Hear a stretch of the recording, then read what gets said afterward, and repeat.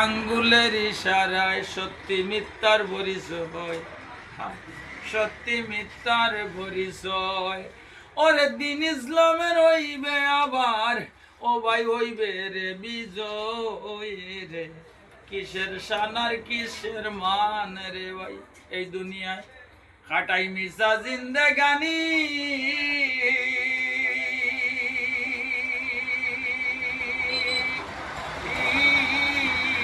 দয়ার নজর রাখিও দয়াল আমার, দূর করিও আমরা ভাই বন্ধু আমার রুবেল ভাই আর আমার সবার দিলের পেরেশানি রে।